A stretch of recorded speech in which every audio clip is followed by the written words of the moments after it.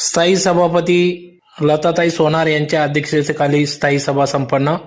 9 विषयांपैकी एक विषय तहकूब। याबाबत अधिकृत अशी की आज दिनांक 14 मे 2026 रोजी सकाळी 11 वाजता मनपा भारतरत्न अटल बिहारी वाजपेयी सभागृहात मनपा स्थायी सभा संपन्न झाली। सभापती लताताई सोनार यांच्या अध्यक्षतेखाली सदर सभा घेण्यात आली।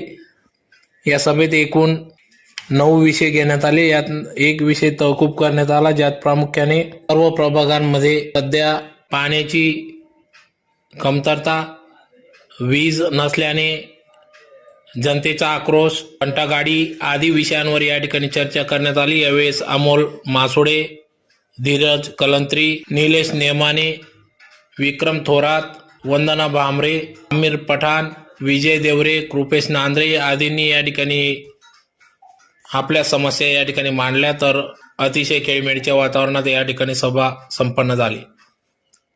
या सभेत कृपेश नांद्रे, विजय देवरे, अमोल मासोडे, निलेश नेमाने, धीरज कलंत्री, विक्रम थोरात, चेतन गवडी, युवराज चौधरी, वंदना भामरे, शीतल वाघ, योगिता कुटे, इरफान अहमद, फजलुर रहमान, आमिर पठाण, हालिमा बानो अन्सारी, शहनाज बी खाटिक सर्व स्थायी समिती सदस्य या ठिकाणी उपस्थित होते। या ठिकाणी नमूद करू इच्छितो की आपण या सर्व संबंधीचे ठेकेदार असतील, यांनी 2022 मध्ये पहिले दिले, आता येणार 2023 पासून 2026 म्हणजे तब्बल 3 वर्ष हा जो विषय आहे, हा विषय तब्बल 3 वर्ष काय मिळत आहे हा विषय 3 वर्ष अधिकाऱ्यांसाठी काय झाली, जो इतका कालावधी लागला, हा विषय 3 वर्ष कालावधी एका वेळेस काही कमी झाले की नाही पद्धतीने पैसे द्यायला बसवणे आणि या ठिकाणी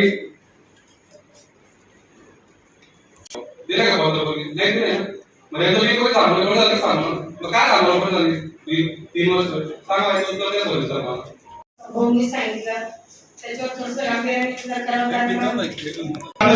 विषय आणि उद्या उठून जर समजायचं आवडे टाकचं काही निघाला तर सर्व ते आपल्या आर्थिक सदस्य आहेत ना, त्यांच्याकडून होईल तुम्हाला माहिती।